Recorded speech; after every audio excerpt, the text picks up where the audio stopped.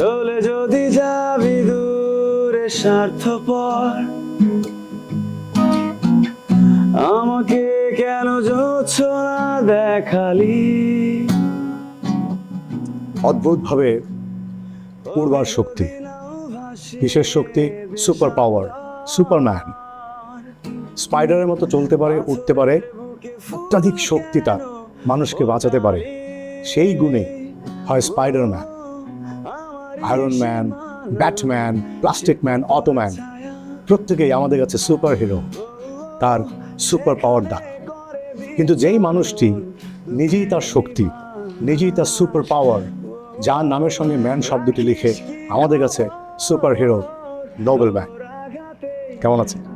High, আসসালামু আলাইকুম সবাইকে। আমি ভালো আছি। নোবেল ম্যান কথাটার অ্যাকচুয়ালি একটা ছোট এক্সপ্লেনেশন আছে, এক্সপ্লেনেশন না, একটা অ্যাব্রিভিয়েশন আছে যে ম্যান কোত্থেকে আসলো। অ্যাকচুয়ালি এটা অনেকে জানতেও পারে, নাও জানতে পারে। আমার পুরো নাম হচ্ছে মাইনুল আহসান নোবেল। তো M for Mainul, A for Ahsan, N for Nobel.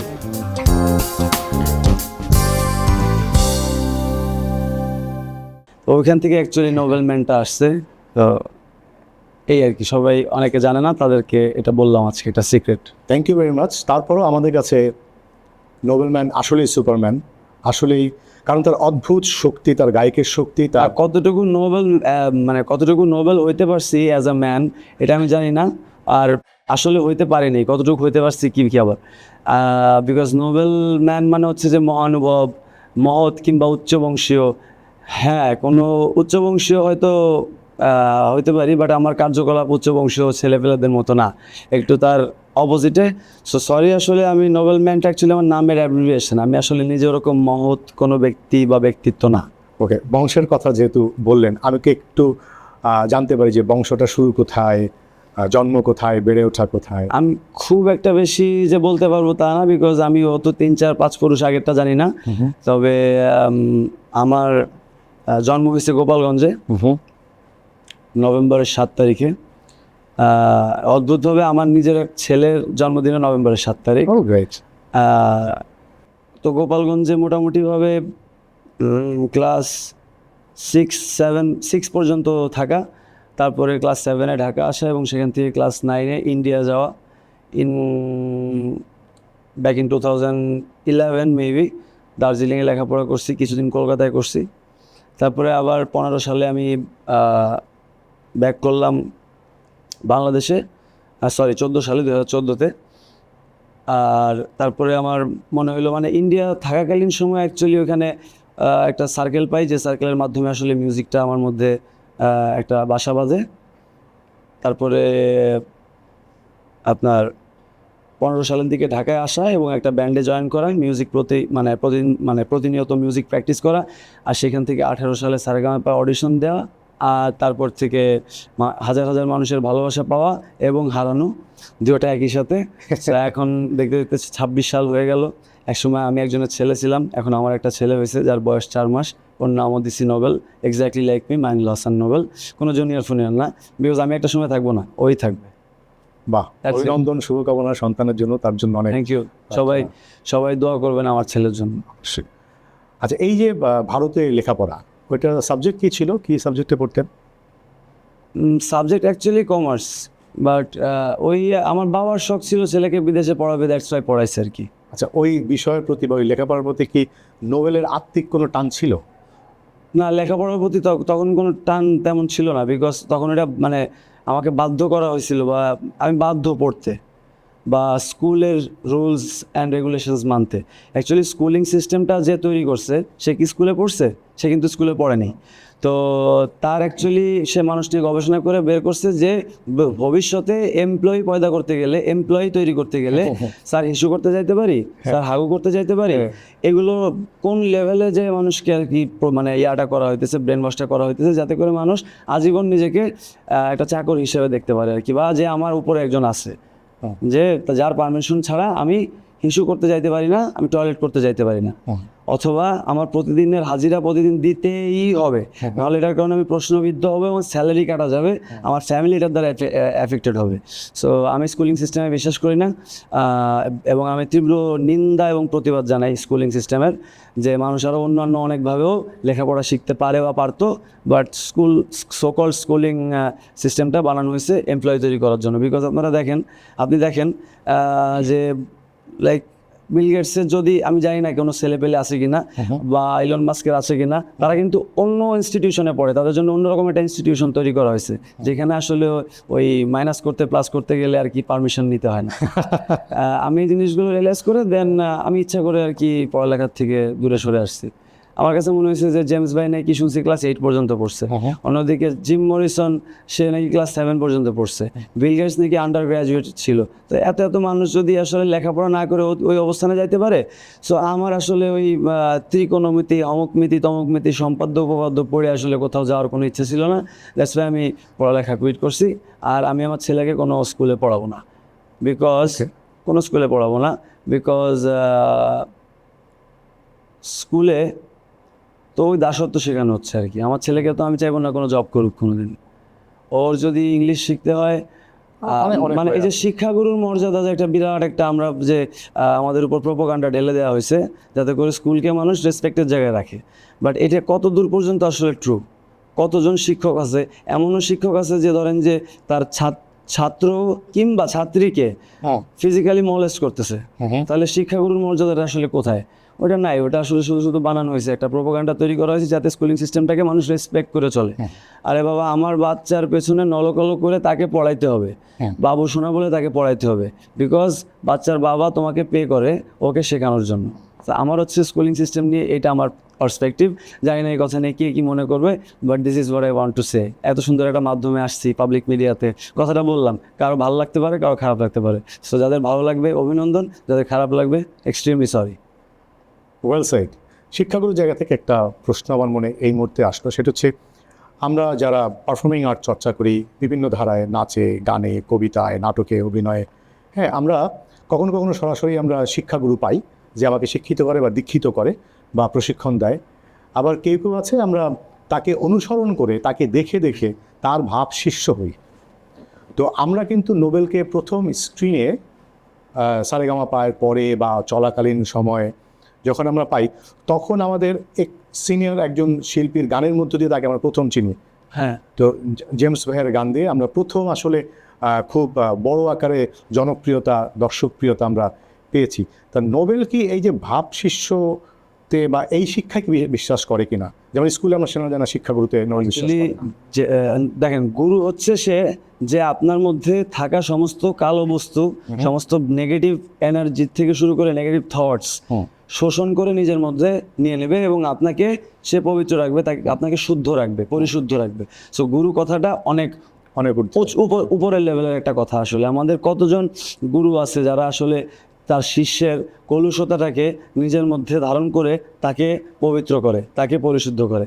So গুরু টার্মটা না যাই।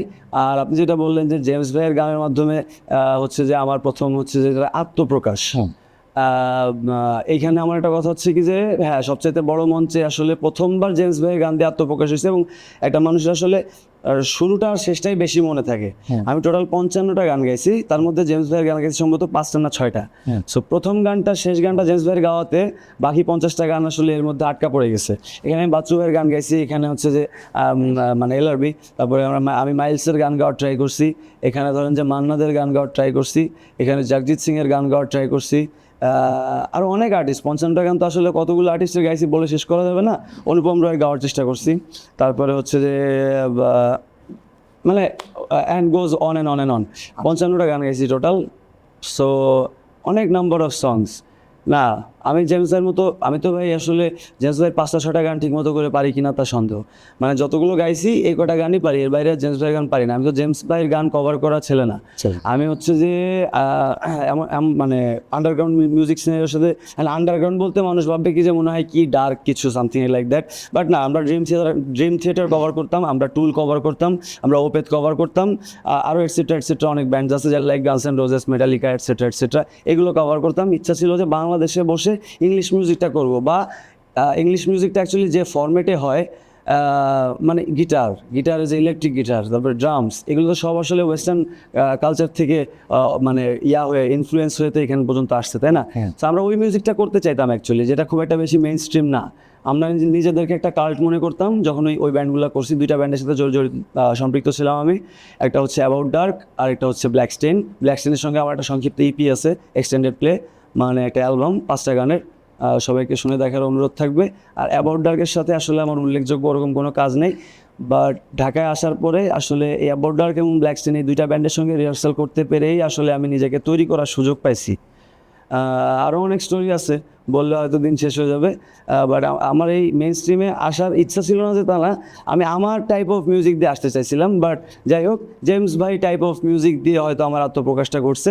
বাট আমি কিন্তু আরও বেশি বিশদ, আরও বেশি বিস্তারিত, যেগুলো আমি চাইবো আমার দর্শক শ্রোতাদেরকে এই ছোট্ট একটা জীবনে দেখাইতে, যে আসলে আমার ভ্যারাইটি অফ মানে my music taste, the variety of my music taste কত বেশি ভাস্ট এবং বিস্তৃত। লাইক আমি মান্না দেও শুনি, আমি ড্রিম থিয়েটার অক্টোবেরিয়ামও শুনি, 2টা গানই আমার মুখস্থ।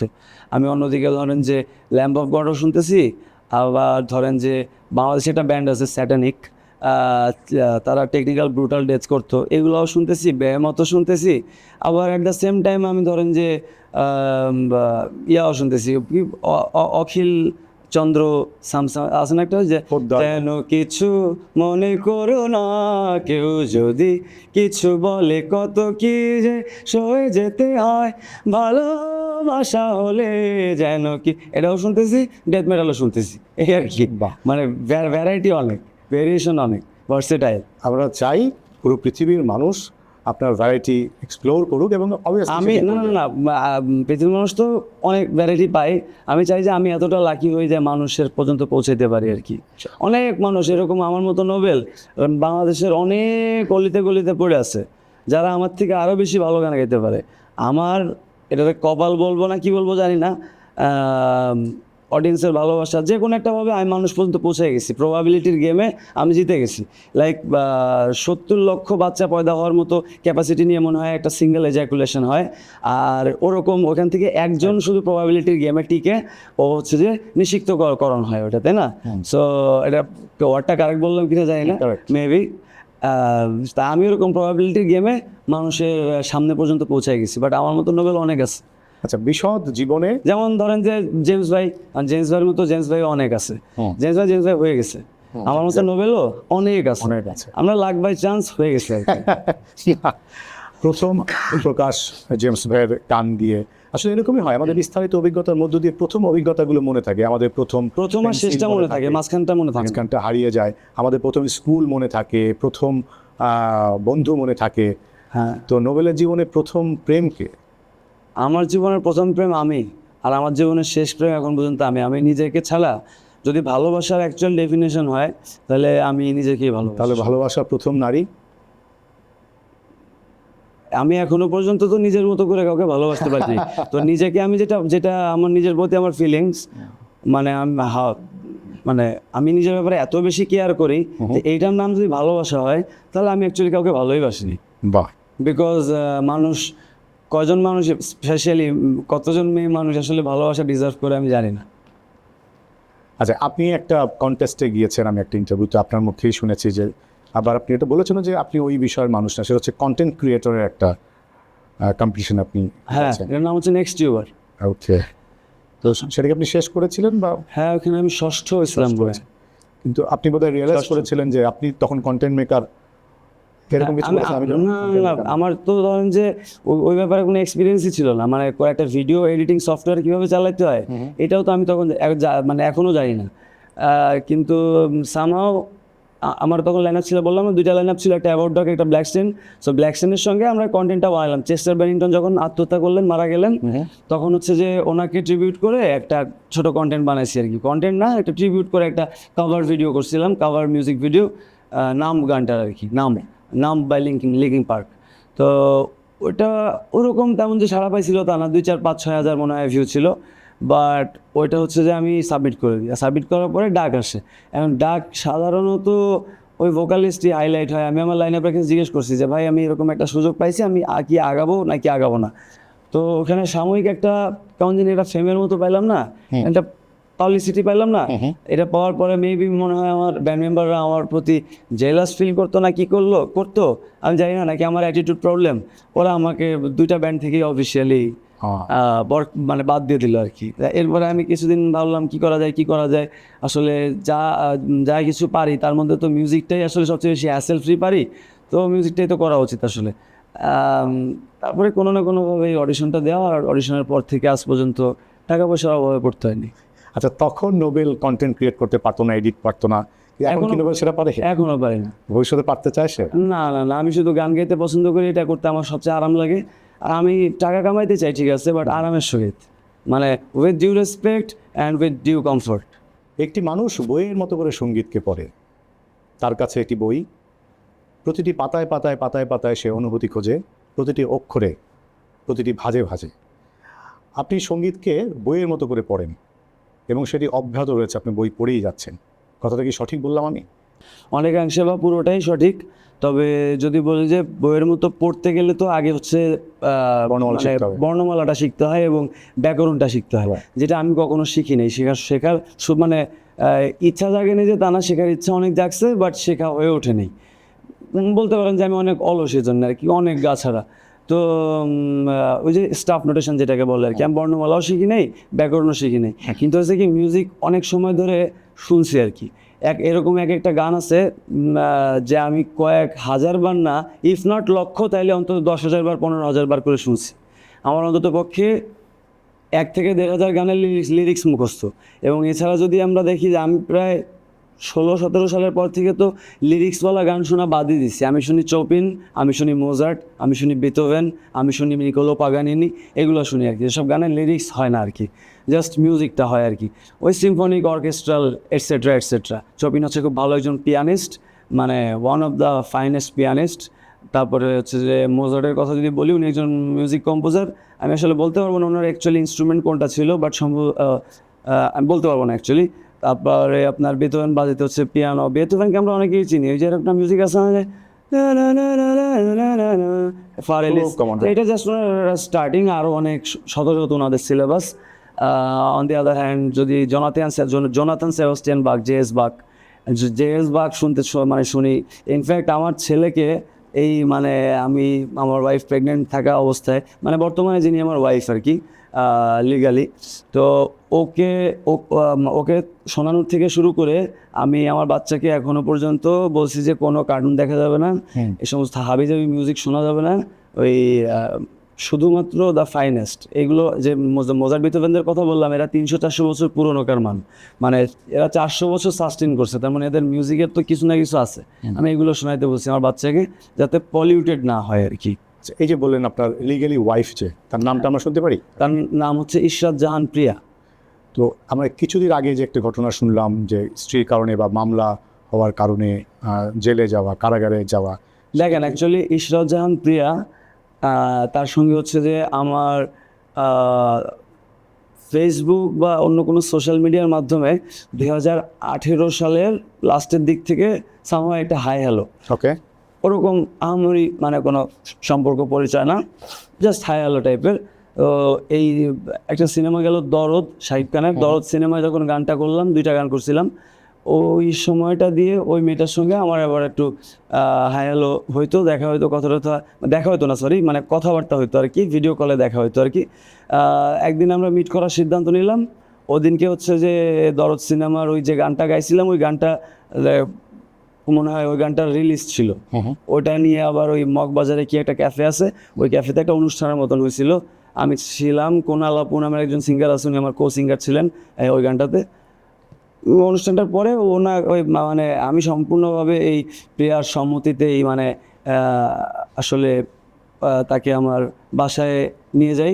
আমার বাসায় বললো কি যাবে, তাহলে ওকে আমি নিয়ে যাই। এবং তারপরে হচ্ছে যে 2 জনের সম্মতিতে আসলে 2-1 দিন থাকার পরে একসাথে শারীরিক সম্পর্ক হয়।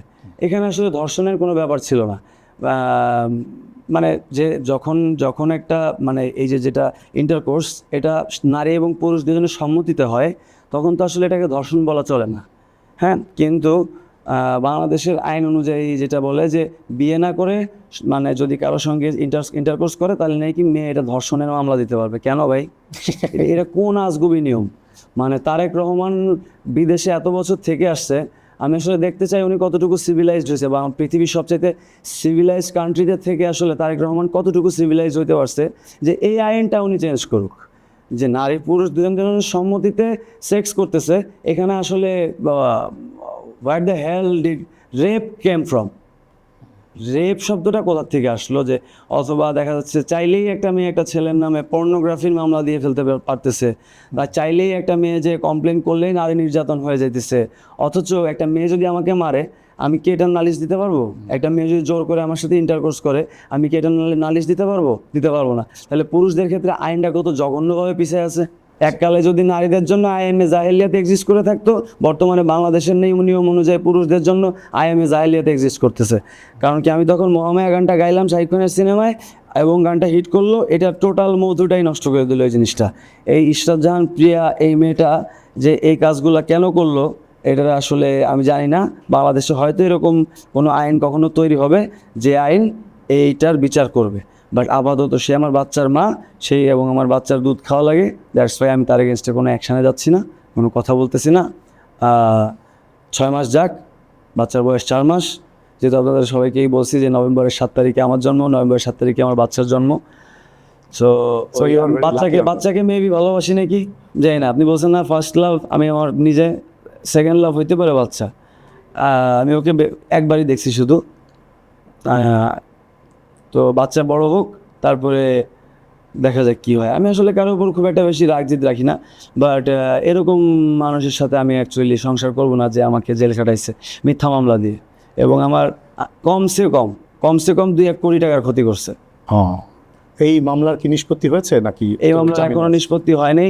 এই মামলা নিষ্পত্তি হওয়ার জন্য নাকি আরও কয়েকটা কোর্টে যাইতে হবে।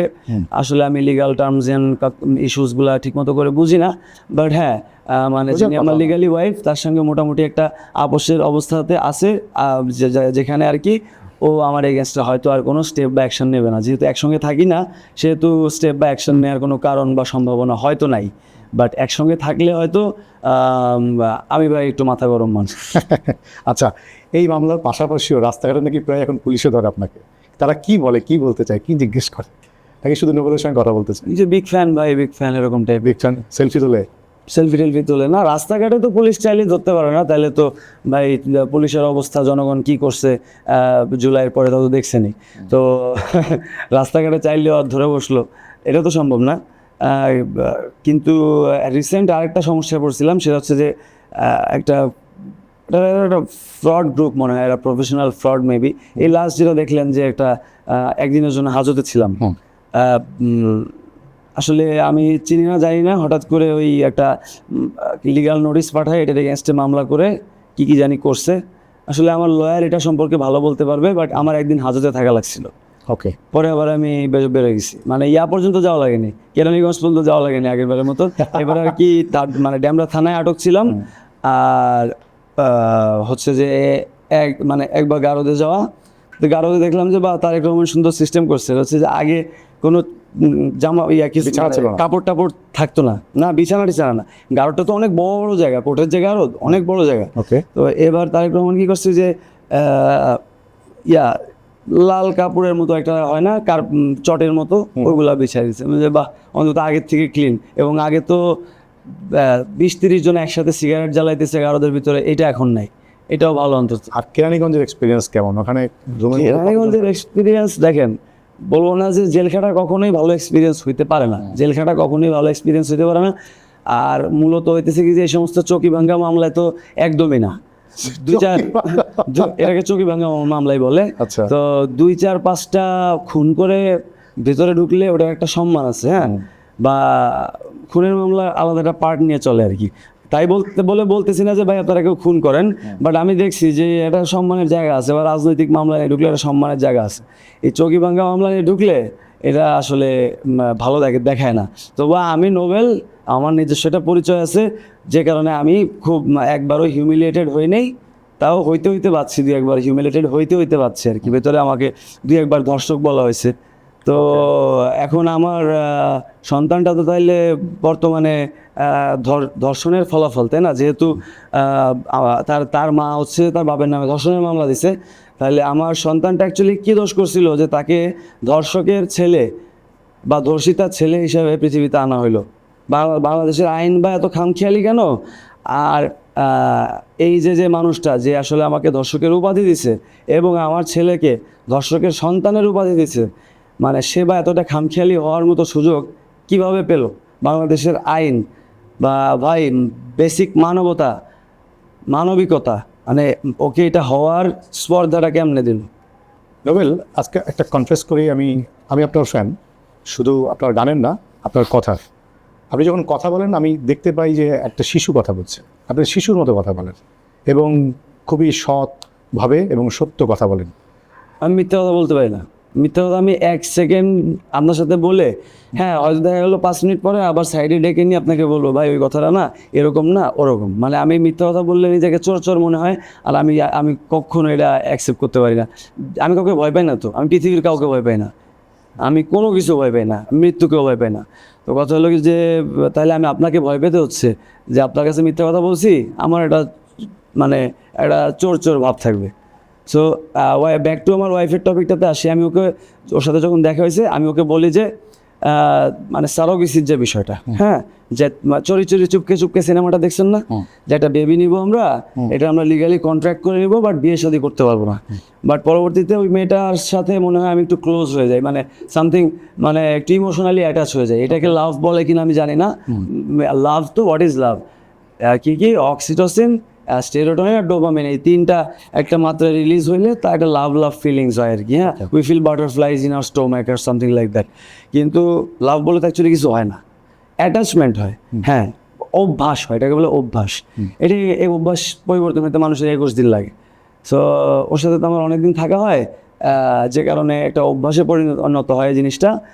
কিন্তু আমার প্রথম থেকেই আসলে মেয়েটাকে কখনোই নিজের ওয়াইফ হিসেবে রাখার ইচ্ছা ছিল না। বাট এই যে বাংলাদেশের আইনের কারণে জোরপূর্বক ওয়াইফ হিসেবে রাখা লাগলো, বা রাখা লাগতেছে স্টিল নাও। এখন টাকা লাগতেছে কেন? অবশ্যই আমার বাচ্চার তাকে দরকার এই জন্য। বাট আমি এই সম্পর্কে হ্যাপি না। আমি এই মেয়ের সাথে এক ঘরে থাকার থেকে জেলে থাকাটাকে অনেক বেটার মনে করি, এবং অবশ্যই আমি আরও 2-4 বার জেল খাটতে রাজি আছি, বাট এই মেয়ের সাথে আমি সংসার করবো না, যেমন আমায় মামলা দিচ্ছে আর কি, বোঝেন নাই? বুঝতে পারছি, কোনো নিষ্পাপ শিশু যেন সমাজের বা কোনো নিয়মের, আমার বাচ্চাকে ধর্ষিতার বাচ্চা বানায় ফেলছে, দর্শকের বাচ্চা বানায় ফেলছে বাংলাদেশের আইন। নিষ্পাপ শিশুকে তার সম্মান নিয়ে বেড়ে ওঠার এবং বাঁচবার সুযোগ আমাদের সমাজ বা রাষ্ট্র করে দিক। প্রতিটি শিশুর জন্য শুভকামনা। এবার আমরা একটু গানে ফিরে আসি। শিওর।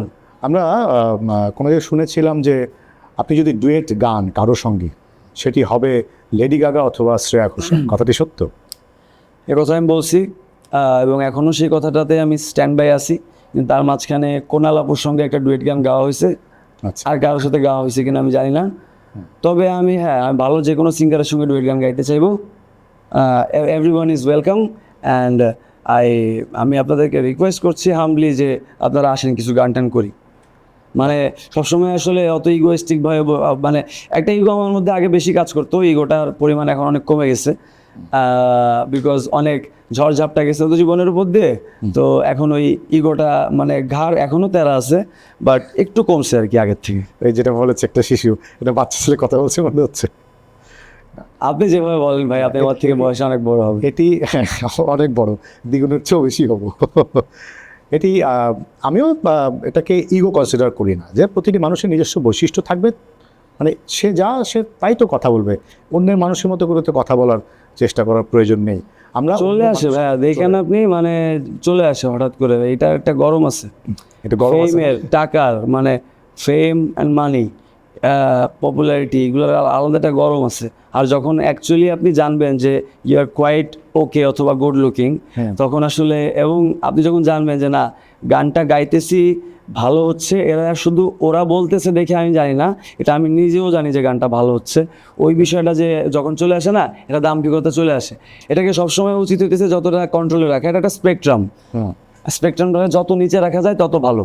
যত মাটির সাথে মিশে থাকা যায় তত ভালো, যত পা মাটিতে থাকে তত ভালো। তখন আর কি সুস্থ সুন্দরভাবে বেশি ওভার কনফিডেন্স চলে আসলে ভিতরে হয় কি মানে তখন যে কাজে ভুল হয়, তখন ভুল হয়, ভয় জিনিসটা কাজ করে না যে আমার দ্বারা ভুল হইতে পারে, এই জিনিসটা সবসময় মাথায় রাখা উচিত। মানে এটা আমার রিয়েলাইজেশন।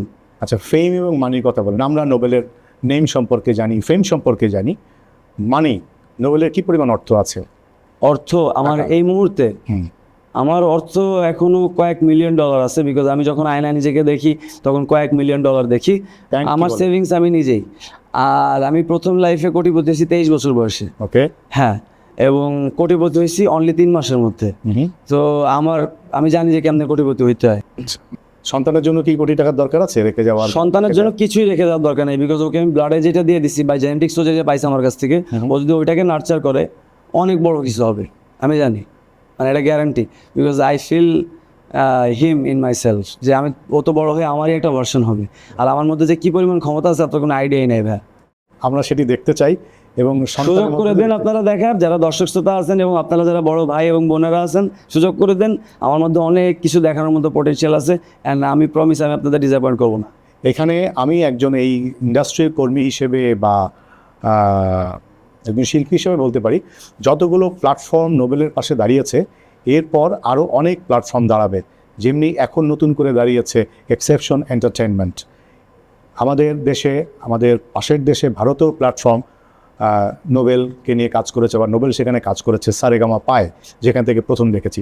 সারেগামা পায়ে আমরা প্রথম নোবেলকে আসলে এইভাবে পাই, এবং সেই সারেগামা পা আসলে নোবেলকে একটা বড় ফুটেজ দিয়েছিল, তাই কি? একটা তো আসলে আমাদের বাংলাদেশিদের সমস্যা হচ্ছে কি, আমরা দেশি জিনিস খাবো না, আমরা সব ইম্পোর্টেড খেতে চাই। এই জন্য আমি তো বাংলাদেশে থাকতেও যেরকম গান করতাম, ইন্ডিয়া যেও সেম গানটাই করছি, কিন্তু ওরা দেশীয় পণ্য বিদেশে পাঠায়, দেন এটাকে অ্যাজ অ্যান ইম্পোর্টেড প্রোডাক্ট হিসেবে আমদানি করে দেন খাচ্ছে। পরে জেমস ভাইয়ের মান কি বলিউডে যাওয়ার আগ পর্যন্ত এরকম ছিল? জেমসের সম্মানটা অবস্থানটা যেখানে গেছে ছিল না। জেমস ভাই বলিউডে যাওয়ার পরে কিন্তু জেমস ভাই হইলো আর কি, মানে এখনকার যে জেমস ভাইটা হয়েছে আর কি, যে একদম the Lord of the Rings বা এরকম কিছু আর কি। তো আমি টলিউড পর্যন্ত গেছি, একদিন হয়তো বলিউড পর্যন্ত যাওয়ার ইচ্ছা আছে। তো তখন আবার ওই সেম জিনিসটাই হবে আর কি, যে দেশীয় পণ্য দেশে থাকতে এখন খাইতেছে না, তখন ইম্পোর্ট করে খাবে। It's okay, Bangladeshi people, it's okay, আপনারা এরকম। আচ্ছা, তো দেশীয় পণ্য, দেশীয় প্ল্যাটফর্ম নিয়ে কথা বলি। সেরা কণ্ঠ, চ্যানেল আই। আমি একবার গেছিলাম তো, আমাকে আগুন ভাই বের করে দিচ্ছে। হ্যাঁ, আমি সেরা কণ্ঠে গেছিলাম তো একবার অডিশন দিতে। ওকে, আগুন ভাই কেন? না, বের করে দিছে বলতে কি, মানে আগুন ভাই এই মানে আমি অডিশনে প্রথম রাউন্ড গাইলাম, প্রথম রাউন্ডে মনে টিকছিলাম, পরে সেকেন্ড রাউন্ডে আর টিকি নেই এই আর কি। একটা গান গেছিলাম, ওই গানটা আমি আসলে এরকম পারি না, তো হয় নাই আর কি। মনে আছে গানটা? ওই গানটা আসলে যে আমার মনের ফুলদানিতে রাখো তোমার মন, সাজিয়ে দেব যতন করে মনেরই মতন, তুমি যেন ভুল বুঝো না আমায় উদাস দেখে, এরকম আর কি। আমি ভাবছিলাম কি ওইখানে গেলে মনে হয় একটু হালকা সেমি ক্লাসিক্যাল গান গেলে মনে হয় বেশি মার্কেট পাওয়া যাবে। আর তোমারও বুঝলাম যে না, ওইখানে যে আসলে নিজস্বতারা দেখাইলে বেশি মার্কেট পাওয়া যেত। বাট আফটার অল ভালোই তো হয়েছে, ওইখানে যে চান্স পাইনি, পরে কয়েকদিন পরে এই আরও বেটার জায়গায়, বেটার বলবো না, আমাদের দেশের প্ল্যাটফর্ম অবশ্যই আমরা বেস্ট, বাট ওই যে বললাম যেটা দেশীয় পণ্য বাইরে পাঠাবে, ইম্পোর্ট করে খাবে, এটা বাংলাদেশের মানুষের মেন্টালিটি। বাট সেরা কণ্ঠ তো অনেক বড় একটা প্ল্যাটফর্ম, অবশ্যই, তাই না? অনেক বড় প্ল্যাটফর্ম। মিউজিকের তো এটা পার্সপেক্টিভের উপর ডিপেন্ড করে, আপনার দৃষ্টিকোণের উপর ডিপেন্ড করতেছে আর কি, যে কোনটাকে আপনি বড় হিসেবে দেখতেছেন। গানের ক্ষেত্রে যেটি হয়, দর্শক শ্রোতা এখন তো গান আমরা যতটা শুনি তার চেয়ে বেশি দেখি বা দেখতে হয়, বা দেখার মাধ্যম ছাড়া গান আসলে শোনার উপায় অনেকটা কমে গেছে। কিন্তু এই আমরা যারা শ্রোতারা গান শুনি, আমার যে অর্থ খরচ হয়, আমি যে টাকা দিয়ে ডেটা কিনি বা আমি যে অর্থ খরচ করে গানটা শুনি, সেই অর্থ কি গায়ক পর্যন্ত কখনো পৌঁছায় কিনা, গায়ক এর ভাগিদার কিনা, বা লয়্যালটি, এই বিষয়টা নিয়ে আমরা অনেক জায়গায় অনেকভাবে কথা বলেছি, আমরা কপিরাইট নিয়ে কথা বলেছি। সেটা ঠিকঠাক মতো বোধ হয় সমাধানে আমরা পৌঁছতে পারছি না, বা কখনো কখনো খুব কাছাকাছি যাই আবার ফিরে আসি। এই ব্যাপারে আমি যতটুকু জানি, নোবেলের একটা ভাবনা আছে যে সিঙ্গার বা গান যার, সঙ্গীত যার, সে অর্থ পাক। এই ভাবনাটা কি আমরা একটু দর্শকদেরকে বলতে পারি নোবেল? অ্যাকচুয়ালি আমরা যারা সিঙ্গার আছি সবার যে সমান ডিমান্ড আছে তা কিন্তু না। মার্কেটে কারো চাহিদা আছে বেশি, মার্কেট বলতে আমি বোঝাচ্ছি অডিয়েন্স, অডিয়েন্সের কাছে না, মার্কেট বলতে অডিয়েন্স না, কিন্তু ওই মার্কেটটা অ্যাকচুয়ালি অডিয়েন্সদের কারণেই চলে। ওকে, একদিকে আছে অডিয়েন্স আর আরেকদিকে আছে হলো যারা আর্টিস্ট, আর মাঝখানে একটা জিনিস আছে যেটা হচ্ছে ইন্ডাস্ট্রি, যেখানে মানে কারখানাটা আর কি। তো এই মানে এই যে ইন্ডাস্ট্রিটা আগে ছিল হইতেছে এরকম যে ক্যাসেট বানাইতো, ক্যাসেটটাকে অ্যাজ আ ফিজিক্যাল প্রোডাক্ট হিসেবে বিক্রি করতো। যখন থেকে ইউটিউব চলে আসলো তখন থেকে কেমন জানি মানে যেখানে হলো আমরা আর্টিস্ট, আমরা হলো কি যে সমাজের এলিট শ্রেণীর পার্সন, কারণ আমাদের ইন্টেলেকচুয়ালিটি বেশি, মানে তাছাড়া তো আর মিউজিক করতে পারতাম না। কিন্তু ইউটিউব এগুলো, টিকটক এগুলো আসাতে কী হয়েছে যে লো ইন্টেলেক্ট ওয়ালা কিছু মানুষজনও এখানে আসার সুযোগ পাইছে। মানে আপনি মানে XYZ একজন ব্যক্তি যেখানে সাইন আপ করতেছে ফর ইউটিউব, আমিও সেম ফর্মেই কিন্তু প্রথমে সাইন আপ করতেছি। তার মানে আমি প্রথমে নিজেকে হচ্ছে যে অর্ডিনারি পিপলের খাতায় ফেললাম, এক্স্যাক্টলি, যে নোবেল আমি ফেসবুক আছে, নোবেলেরও ফেসবুক আছে, তাহলে আসলে আমরা ওই এক জায়গায় নিয়ে আসলাম। ও ডলার পাচ্ছে, আমি ডলার পাচ্ছি। হ্যাঁ, এই জন্য আমার অ্যাকচুয়ালি যেটা ধারণা যে আমরা নিজেরা আর্টিস্টদেরকে বেশি ফ্রি করে দিচ্ছি। আমার কথা হলো যে ভাই, বাংলাদেশে কি 8,000 মানুষ নাই যারা 1,000 টাকা করে দিয়ে নোবেলকে দেখবে বা শুনবে? 8,000 মানুষ কি নাই? অবশ্যই আছে, আমি বিশ্বাস করি, মনে প্রাণে বিশ্বাস করি। তো দ্যাট অ্যামাউন্ট বিকামস 80 লাখ টাকা। তো আমার কথা হলো কি যে 8টা বিভাগে যদি 1,000 মানুষ করে মানে 1,000 টাকা করে আমার গান শুনে, তাতে করে আমি 80 লক্ষ টাকা পাচ্ছি। আর তাদেরকে আমার সিডি ফিডি দিয়ে সব কিছু দিয়ে আমার কিন্তু একটা বিরাট অঙ্কের প্রফিট থাকতেছে, যে প্রফিটটা দিয়ে আমি আবার নেক্সট ইয়ার আরও বেটার কোনো অ্যালবাম, এমনিতে আমরা যারা আর্টিস্ট আমরা একটু বিলাসবহুল লাইফ লিড করতে পছন্দ করি। বিলাসবহুল is not only cars and big mansions, বিলাসবহুল বিষয়টা আরও অনেকভাবে উদাহরণ দেওয়া যায়। তো আমাদের খরচ এমনিতেই বেশি, তো ওই খরচটা উঠে আসে।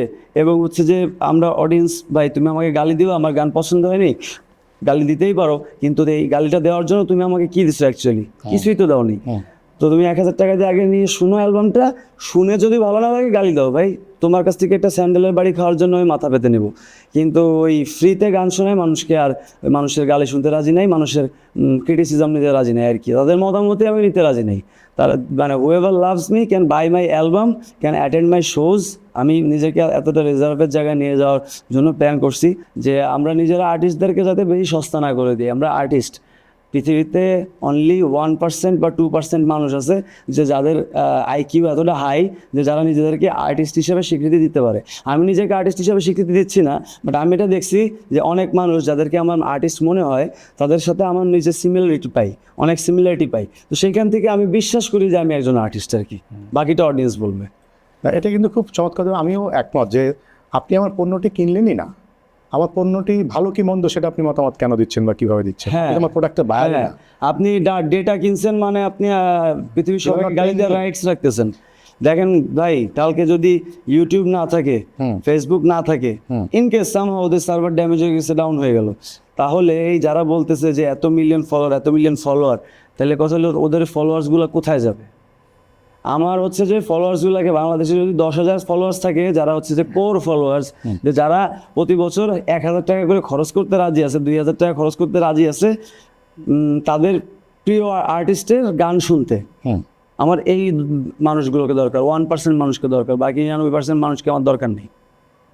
যে যারা অ্যাকচুয়ালি টাকা দিয়ে, প্রথমত আমার শ্রোতা না, প্রত্যেকটা আর্টিস্ট, তারা যে কোনো আর্টিস্টকে এতটা রেসপেক্ট করে যে তারা মাথার ঘাম পায়ে ফেলা টাকা দিয়ে আর্টটাকে ক্রয় করে। মানে আর্ট জিনিসটা তো এত এত এত সস্তা জিনিস না। এটা আমাদের টেলিভিশনেও কিন্তু আমরা অনেক আলোচনা করেছি যে টেলিভিশন চ্যানেলগুলো এই যে dish antenna, dish line connection মানুষ টাকা দিয়ে নেয়, প্রত্যেকটা মানুষ তো কেউ কিন্তু বিনা পয়সায় ডিশের চ্যানেলগুলো দেখছে না, স্যাটেলাইট চ্যানেলগুলো দেখছেন, সবাই টাকা দে আর পেইং মানে। কিন্তু সেই টাকার যে 300 টাকা দেয় বা 200 টাকা দেয়, 500 টাকা দেয়, তো সেখান থেকে 3 টাকাও কিন্তু কোনো চ্যানেল আসে না, যার কারণে চ্যানেলগুলো মুখাপেক্ষি হয় বিজ্ঞাপনের।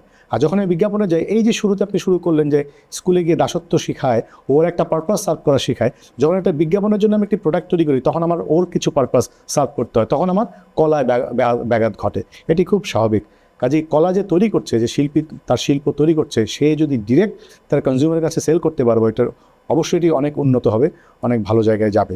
আর নোবেল এটা নিয়ে যে কাজ করতে চায়, নোবেলের জন্য শুভকামনা এবং সহযোগিতার হাত আমরা সবসময়, এবং নোবেলের পাশে আমরা থাকবো আশা করি। তো এরকম করে যখন কোনো সঙ্গীত হারিয়ে যায়, কোনো গান হারিয়ে যায়, বা নোবেল নিশ্চয়ই কষ্ট পায়, বা যখন একজন শিল্পী, তো নোবেল আর কিসে কিসে কষ্ট পায়? নোবেল কি কাঁদে কখনো?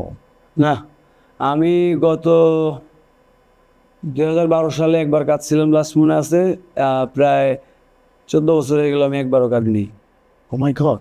আমি নিজেরা এতখানি শক্ত বানিয়েছি।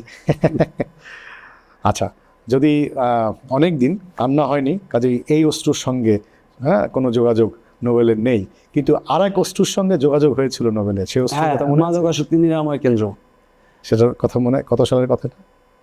2015 সালে আমি পরপর 2বার রিহ্যাব খাটছি এবং 2023 সালে একবার। সো এখন তো আশা করি 2030 সালে, না 30 সাল নাগাদ।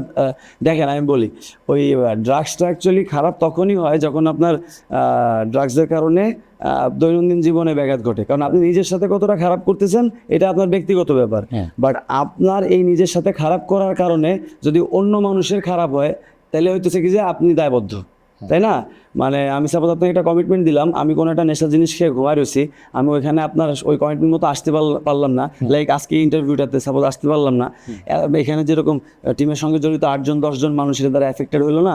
হ্যাঁ, তারপরে এই যে সেটটা বানানো হয়েছে, এখানে এটার একটা বিল আছে না, এটা ভাড়া নেওয়া হয়েছে বা নিজেরা বানানো হয়েছে, হোয়াট এভার, এই টোটাল জিনিসটার জন্য কিন্তু তখন ড্রাগস দায়বদ্ধ, তখন জবাবদিহিতা আছে। বাট যদি কেউ আসলে ড্রাগস করতে পারে বা ড্রাগস করতে তার ভালো লাগে, সে ভাই ড্রাগস করুক, আমার এটা নিয়ে কোনো অভিযোগ নেই আর কি। কারণ যার যেটা করতে ভালো লাগে আলটিমেটলি সে, তাকে বাধা দেওয়ার আমি কে, তাই না? সে যদি বাংলাদেশের আইনকে ফাঁকি দিয়ে ড্রাগস করতে পারে তাহলে সে ড্রাগস করুক, কারণ ওটা তার কাছে ভালো লাগে। অশ্রুতে কতদিন ছিলেন আপনি? অশ্রুতে আমি টোটাল 11 মাস মেবি ছিলাম। 11? প্রথম হচ্ছে না, 3 ভাগে ভাগ করে, প্রথমে আমি 2 মাস থাকলাম 61 দিন, দেন হচ্ছে যে আমি 17 দিন মাত্র বাইরে ছিলাম, 17 দিন পর আবার আমার মা বাবা আমাকে রিহাবে দেয়, ওইবার হচ্ছে 6 মাসের মতো ছিলাম, 6 আর 2 8, আর লাস্টের বার ছিলাম হচ্ছে 3 মাস, এই 11 মাস টোটাল হচ্ছে যে আমি অশ্রুতে থাকছি। আশা করি অশ্রুতে 2030 সালের আগে আর যাওয়া লাগবে না, বিকজ আমি কিছু এক্সট্রিম জিনিসপত্রের সঙ্গে জড়িত ছিলাম, যে এক্সট্রিম জিনিসগুলোর থেকে আমি দূরে আছি। আমি বলবো না যে আমি পুরোপুরি clean, no I am not clean, because sex, drugs and rock and roll, এটাই আমাদের লাইফ। তো ইনফ্যাক্ট আমার একটা গানও আছে, sex, drugs, rock and roll. আপনাকে আমি 8টা গানের কথা বলতেছিলাম, যে 8টা বিভাগ, 8টা গান, 8টা কনসার্ট বাৎসরিকভাবে, আর কোনো মিউজিক করব না, বছরে 1 মাস খাটবো, 12 মাস পারবো পা তুলে খাবো এবং অ্যালবাম বানাবো, বাহ, এই আর কি। তো কোথায় ছিলাম জানি ভাই? এই sex, drugs, rock and roll, এই গানের কি একটু শুনতে পারি আমরা?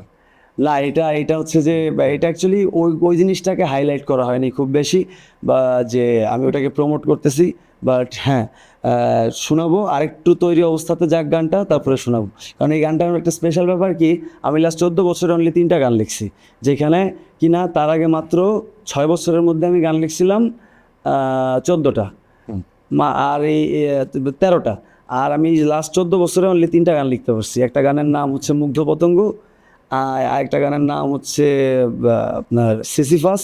সিসিফাস হচ্ছে একজন গ্রেট মাইথোলজিক্যাল ক্যারেক্টার, যিনি অভিশপ্ত হয়েছিল যে একটা পাথরের বলকে সে ঠেলে নিয়ে পাহাড়ের উপর পর্যন্ত যাবে, কিন্তু যখনই সে উপর পর্যন্ত যে পৌঁছাবে সে বল সহ গড়িয়ে নিচে পড়ে যাবে, এটাই তার আজীবনকালের একটা অভিশাপ আর কি। হ্যাঁ, এই গানটার নাম হচ্ছে সিসিফাস। আর প্রথমটা যেটা বললাম মুগ্ধ পতঙ্গ, মানে mesmerised insect or something like that. আর থার্ড যেটা, সে হচ্ছে sex, drugs and rock and roll. আচ্ছা, আপনি ছিলেন হচ্ছে যে 2030 সাল পর্যন্ত, আশা করছেন আপনার আর রিহাবে যেতে হবে না? হ্যাঁ হ্যাঁ। তবে আমার কেন জানি মনে হয় এতটুকু সময় কথা বলে বা আপনার সম্পর্কে ইন্ডাস্ট্রির নিউজ সব কিছু জেনে, আপনি যদি 2030 পর্যন্ত ওখানে না গিয়ে পারেন, আমার মনে হয় না জীবনে আর যেতে হবে। আশা করি হ্যাঁ। আমরা চাই এত লাগাম ছাড়া তো আমি বললাম ওই যে আপনার ড্রাগস করার কারণে আপনি এফেক্টেড হচ্ছেন, হন ভাই, আপনার আপনার আশেপাশের মানুষ বা আপনাকে যারা আশা রাখতেছে না, আশা রাখলেছে না, মানে যদি আমাকে কেউ পে করে থাকে সাপোজ, আশা তো রাখতেই পারে বিনামূল্যে, ওটা আমার কাছে ম্যাটার করে না। কিন্তু যদি আমাকে কেউ পে করতেছে কোনো কাজের জন্য, সেটা আশা করবেই, সেটা দাবি করবে আমার কাছে, because he is paying for that. তখন সেই ব্যক্তিটা যদি আপনার দ্বারা এফেক্টেড হয়, তাহলে ভাই আপনার রিহ্যাবে যাওয়ার টাইম হয়ে গেছে। কি চমৎকার করে বলে। আচ্ছা, আজকে কি আমরা কোনো একটা গান খালি গলায় শুনবো? বা অবশ্যই, গিটার অবশ্যই। লাগবে? যতটা মেঘ হলে বৃষ্টি নামে, ততটা মেঘ বুকে রেখেছি পুষে, কিভাবে আমায় তুমি কাঁদাবে বলো। যতটা মেঘ হলে বৃষ্টি নামে, ততটা মেঘ বুকে রেখেছি পুষে, কিভাবে আমায় তুমি কাঁদাবে বলো। কিভাবে আমায় তুমি কাঁদাবে বলো। কিভাবে আমায় তুমি কাঁদাবে বলো। যতটা তাপ পেলে হৃদয়ে গলে, ততটা আগুন বুকে রেখেছি জেলে, কিভাবে আমায় তুমি পোড়াবে বলো। কিভাবে আমায় তুমি পোড়াবে বলো। কিভাবে আমায় তুমি কাঁদাবে বলো। বাহ, মানে এটা আমার মনের কথা আর কি, চমৎকার। হ্যাঁ, যে যতটা তাপ পেলে হিমালয় পর্বত গলে যায়, ওর থেকে বেশি তাপ আমার বুকের মধ্যে জাইলে রাখছি। আপনি আমার কিভাবে কষ্ট দেবেন? আমি বলছি না 12 সালের পরে আমি কান্দি নেই। হ্যাঁ, আসলে এটা ট্রু। আসলে খালিদ ভাইকে আমি লাস্ট উনি মরার আগে আমি 3 মাস পাইছিলাম। এটা আমার খুব সৌভাগ্য। এই গানটা আমার কাছ থেকেই শেখা। ওর আরেকটা গান উনি আমাকে শিখাইছিল যে, তোকে বারে বার কেন হারাতে হয়, মেনে নিয়ে আর কেন হারতে হয়। কি শূন্যতা এ হৃদয়ে, কি অসহায় পড়ে রয়। তুই বুঝলি না ভালোবাসা মিছে নয়। তুই জানলি না ভালোবাসা কারে কয়। ও থামবে না এ চাওয়া, থেমে যেতেও পারে দম।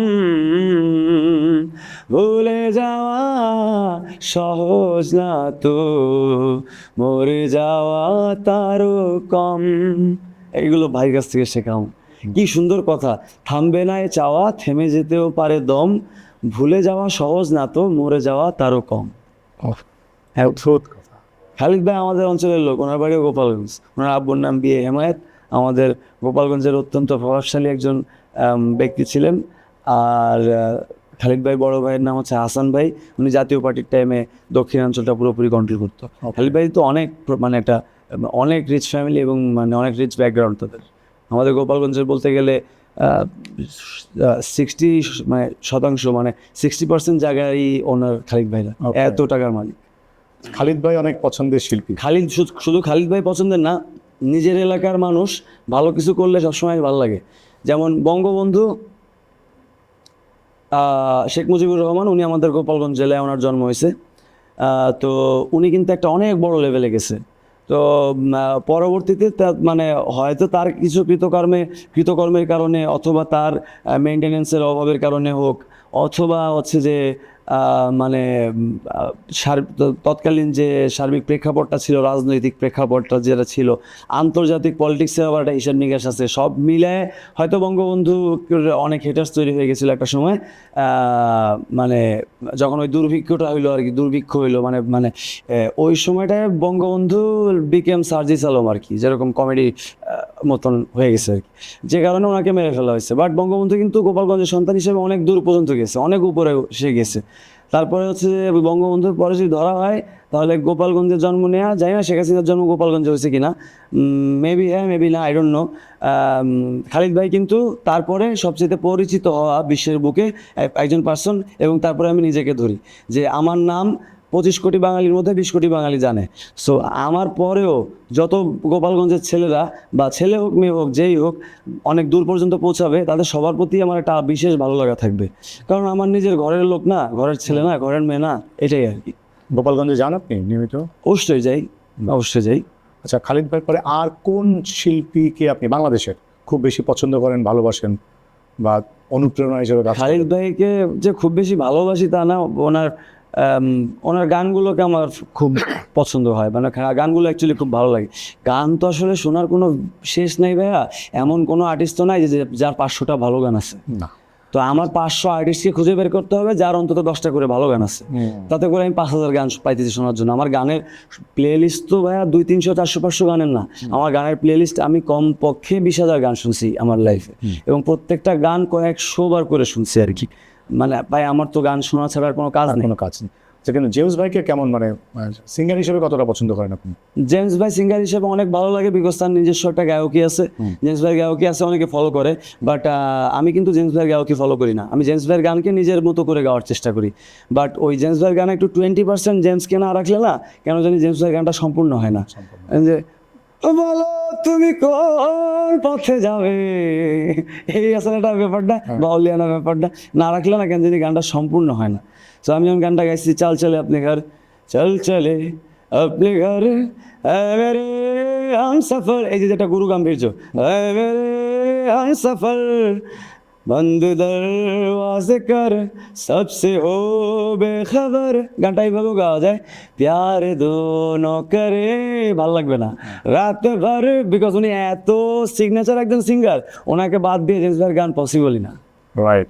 এই আর কি। এই জেমস ভাইকে নিয়ে আপনি ফেসবুকে 17টা পোস্ট করেছেন, হ্যাঁ, এবং এটা বোধহয় বিকজ জেমস ভাই কি করছে জানেন, জেমস ভাইয়ের ম্যানেজার, এটা আমাকে আমার কানাডার যিনি অর্গানাইজার ছিল এনআরবি টেলিভিশনের মিন্টু ভাই আমাকে জানাইছে যে জেমস ভাইয়ের ম্যানেজার নাকি অফিসিয়ালি চিঠি পাঠাইছে, নাকি সরাসরি যে বলছে যে জেমস নোবেল যে কানাডায় আসতেছে, ও যাতে মানে কি বলে, জেমস ভাইয়ের কোনো গান গাইতে না পারে, এখানে যাতে গাইতে না দেওয়া হয়। যে আমি যাকে ভালোবাসলাম, আমি ওনার ডায়ার্ড ফ্যান তা না, মানে বাট আমি তো ভক্ত, অবশ্যই ফ্যান। সো অবশ্যই অনুকরণ করছি অনেক সময়। তা উনি যখন ওনার ম্যানেজারকে দিয়ে আসলে যেখানে আমার রুজি রোজগারের জায়গা, সেখানে এরকম চিঠি পাঠায় বা বার্তা পাঠায় যে নোবেল যাতে এখানে এসে জেমসের গান না করে, এই একটা দেন পাগলা হওয়া গানটা আমি সারেগামাপায় গেছিলাম, এটা টেলিকাস্ট হইতে দেওয়া হয়নি, জোরপূর্বক টেলিকাস্ট হতে দেওয়া হয়নি, বিকজ মানে কেন জানি না, জেমস ভাই কোনো ইনসিকিউরিটিতে ভুগতেছিল মেবি আমাকে নিয়ে, বা ওনার ম্যানেজার, সো টেলিকাস্ট হতে দেওয়া হয়নি, এই একটা। আবার বাংলাদেশের 27 জন আর্টিস্ট দলবদ্ধভাবে ক্যানাডিয়ান এম্বাসিতে চিঠি লিখছে। ক্যানাডিয়ান তো মানে বাংলাদেশের কনসুলেট না কি বলে ওইটা আছে মনে হয়, এম্বাসি মূলত মনে হয় সিঙ্গাপুরে। তো ওইখানে চিঠি লিখছে না, বাংলাদেশটা চিঠি লিখছে যে নোবেলের সঙ্গে কপিরাইটস নিয়ে অনেক ঝামেলা চলতেছে আমাদের এই কজন আর্টিস্টের, তো নোবেলকে যাতে ভিসা না দেওয়া হয়, যে কারণে আমি ভিসা পাইনি, ক্যানাডার ভিসা। আমার ক্যানাডার প্রায় 15টা শোজ লাইন্ড আপ ছিল, এটা অলমোস্ট প্রায় 40-45 লাখ টাকার ব্যাপার, প্লাস আমার একটা ক্যানাডা ট্যুর টোটালি ক্যান্সেল হইলো এই 27 জন আর্টিস্টের কারণে। এটা নিয়ে যে আমি 100% শিওর তা না, তবে আমি 100% অথেন্টিক কিছু সোর্স থেকে এগুলো পাইছি আর কি। হ্যাঁ, কারণ আমার ক্যানাডার ভিসা ক্যান্সেল হওয়ার কোনো প্রশ্নই নেই। ওই সময় নোবেল কী লেভেলের হটকেক ছিল এটা আপনারা ভালো জানেন ভাই, যে অনেক জায়গায় আছে মুদির দোকানের সামনে ওই প্রজেক্টর লাগায় আমার গান দেখা হইতো, শোনা হইতো, যেদিনকে আমার পারফরমেন্স থাকতো ওই সময়। তো আমার কথা হলো কি, যে যাদেরকে দেখে আমি বড় হইলাম, যাদেরকে ভালোবেসে আমি গান শুনলাম বা শিখলাম বা ওইখানে গেলাম, যাদের গান গাইলাম, তারা আমাকে নিয়ে কমপ্লেন করলো। সো আমি টোটাল সব আর্টিস্টের উপর থেকে রেসপেক্টটা জাস্ট টোটালি হারাই ফেললাম, এবং সেই রেসপেক্টটা এখনও করি না। I don't respect anybody. বাংলাদেশের কোনো আর্টিস্টকে আমি রেসপেক্ট করি না। আমি তাদের আর্টকে রেসপেক্ট করতে পারি, but as a human being তারা আমার সাথে যেটা করছে আমি তাদেরকে আর রেসপেক্ট করতে পারবো না। যে 27 জন ব্যক্তি আমার নামে চিঠি লিখছে, আমাকে নিয়ে চিঠি লিখছে যে আমার সাথে ঝামেলা চলতেছে, আমাকে ক্যানাডা শোটা করতে দেয়নি, সেই 27 জন আর্টিস্টের প্রতি আমি আর রেসপেক্ট রাখতে পারবো না। ইনফ্যাক্ট কোনো শিল্পীর প্রতি আমার রেসপেক্ট আসবে না, রেসপেক্ট জিনিসটা আসবে না, আগে ছিল, এখন আর আসবে না। বিকজ আমি ছিলাম তখন 23 বছরের একটা বাচ্চা। হ্যাঁ, আমার সাথে তোমরা এগুলো করছো, তোমরা সবাই বুড়ো ভাম। নোবেল কি কালারের জার্সি পরতে পছন্দ করে বিশ্বকাপের সময়? ব্রাজিল। হারলেও ব্রাজিল, জিতলেও ব্রাজিল, মরলেও ব্রাজিল, বাঁচলেও ব্রাজিল। মানে এটা হইতেছে কি, যে ছোটোবেলায় আমার একটা ভাইয়া ছিল, আমার একটা বড় ভাই রাকিব ভাইয়া, বেশি বড় না, আমার থেকে 2-3 বছরের বড় হবে। তা আমি রাকিব ভাইকে জিজ্ঞেস করলাম, রাকিব ভাই ব্রাজিল কোনটা? ওটা 2001-2 সালে আর কি, আমার এক সালে মনে হয়, 1 সাল, 2001 সালে যে ওয়ার্ল্ড কাপটা ছিল, 1 সাল নাকি 2000 সাল এরকম হবে, 2000 অথবা 2001-এ যে ওয়ার্ল্ড কাপটা হইলো, তখন আমি রাকিব ভাইরে বললাম কি, রাকিব ভাই ব্রাজিল হচ্ছে কোনটা? পরে বলে কি ওই যে রোনালদোরে দেখাই দিয়ে বলতেছে, রোনালদো রোজারিও না ওনার নাম, হ্যাঁ রোনালদো ওকে দেখাই দিয়ে বলতেছে ওইটা ব্রাজিল। ও আচ্ছা আচ্ছা এটা ব্রাজিল। পরে ওই বছর মানে ওই লোকটারই ব্রাজিল আসছে। ওই সময় তো বয়স আপনার 4 বোধ হয়, 4-5 বছর আর কি। আমার 2 বছরের স্মৃতিও মাথায় আছে। 98 বন্যার সময় বয়স কত, 2-2.5 বছর। ওই সময় আমাদের একটা বার্নিশ ছাড়া নৌকা ছিল, এবং ওই নৌকায় করে নিয়ে আমার বাবা এবং আমার মা, এক পাশে আমি আর আমার মা বসা, আর অন্য পাশে বাবা নৌকা বাইতেছে। ওই সিন আমার মনে এই আছে। নোবেল এইবার চাপা পিটাচ্ছে মোটে জি এইবার নোবেল চাপা পিটাচ্ছে, এটা মনে থাকার কথা না। না না, এটা আমি আমার মাকে যখন বলছি, মা অবাক হয়েছে শুনে, যে যেটা বলতেছি যে আমাদের বার্নিশ ছাড়া নৌকা ছিল, ওই নৌকাটা আসলে আমার দেখারই কথা না, কিংবা দেখে মনেই থাকার কথা না। বাট আমার মনে আছে, আমার স্পষ্ট মনে আছে যে 98 বন্যায় যখন পানি নেমে গেল, তখন ওই আস্তে আস্তে পানি নামতেছে, এগুলো সব মনে আছে। মানে আমার 95-তে জন্ম, 95 পর 96, 97, 98, 98-তে কত 2-2.5 বছর বয়স ছিল আমার। কিন্তু আমার মনে আছে যে ঘরের ভিতর সাপ উঠছিল। ওই মা এখন কোথায় আছে? আমার মা এখন গোপালগঞ্জে আছে। মা বাবা দুজনই গোপালগঞ্জ। লাস্ট কথা হয়েছিল কবে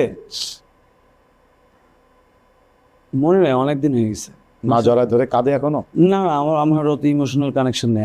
আমি আমার মার হাতের রান্না খাইছি 7-8 বছর হয়ে গেছে প্রায়। খেতে ইচ্ছা হয় 7-8 না? বছর আমি আমার মার হাতের রান্না মেবি খাইনি।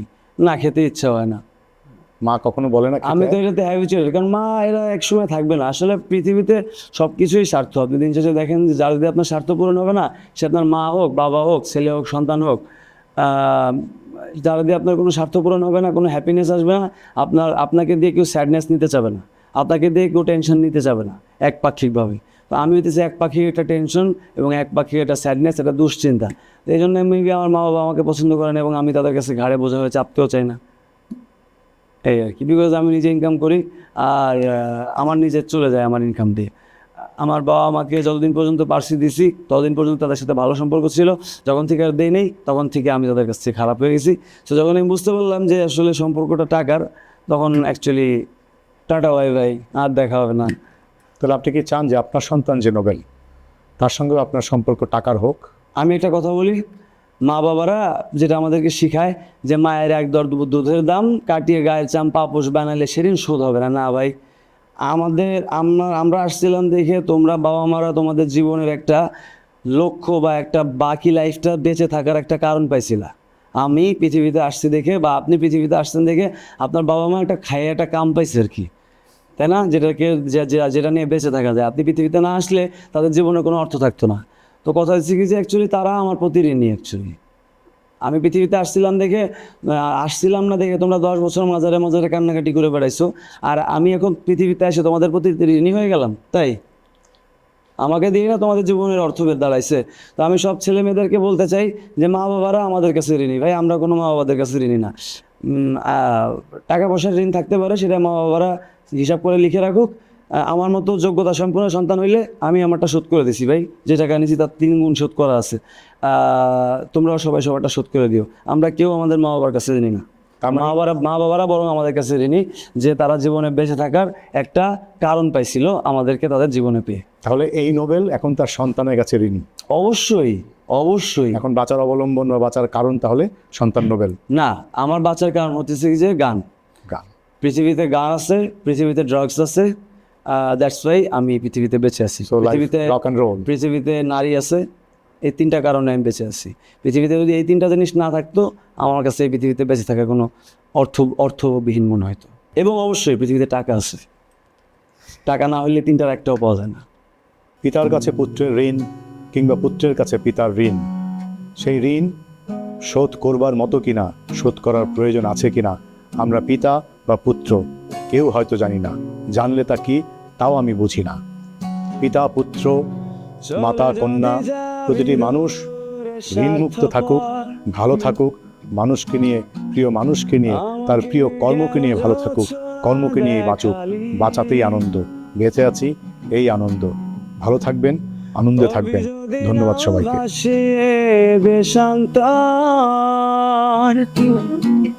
পাথরের বুকে ফুল কেন ফোটালি, ও আমার সীমানা সে তো তোর ছায়া, ও সেখানে করে বিচরণ দুঃখের নিবাস। ও রাখিস কি খবর, তোর আঘাতে জমে গেছে নীল আকাশে জমিনের নীল বেদনা। চলে যদি যাবি দূরে স্বার্থপর, আমাকে কেন যোচনা দেখালি, আমাকে কেন যোচনা দেখালি, আমাকে কেন যোচনা দেখালি। শ্রাবণ বেলায় তোমার কথা ভেবে বিষণ্ণ মন,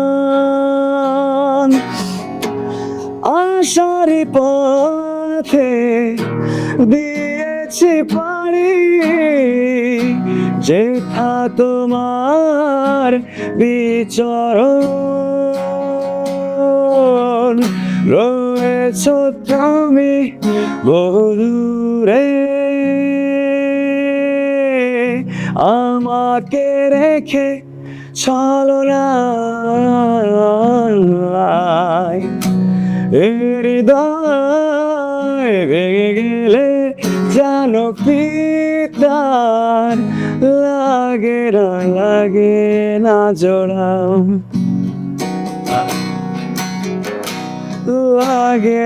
লাগে না জোড়া।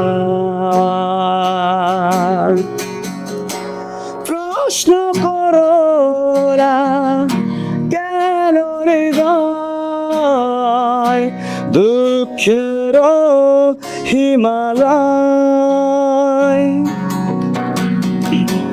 প্রশ্ন করো না বিশ্ববিয়াস এ বুকে কেন জ্বলে রয়। ও আমাকে ভুলে যদি সুখে থাকা যায় বন্ধু,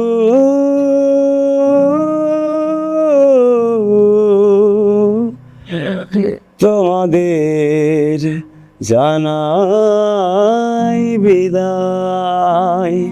তুমিও তো পারতে আমারই মতো ভালোবেসে মরতে প্রতিনিয়ত, বুঝতে আমি কেমন করে পুড়ে পুড়ে হয়ে গেছি ছাই, প্রেমের চিঠি চলে গেছে কেন ভুল ঠিকানায়, একাকী আমি নীরবে সয়েছি কি যে জ্বালা, তোমাকে ভালোবাসার অপরাধে।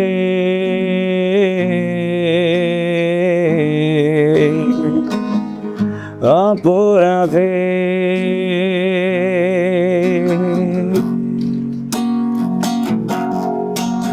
রোজ দুপুরে একলা ঘরে কিসের হাহাকার, রাত্রিগুলো কাকে খোঁজে ছবি আঁকে কান, অলস সময় আর কাটে না কোন সে অভিযোগে, সুখ পাখিটা তোমার কেন দুঃখ আমার ভাগে, বুঝতে আমি কেমন করে পুড়ে পুড়ে হয়ে গেছি ছাই, প্রেমের চিঠি চলে গেছে কেন ঠিকানায়,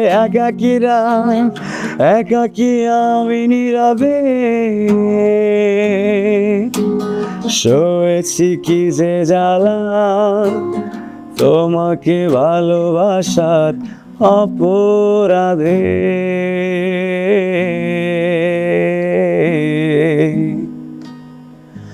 অপরাধে।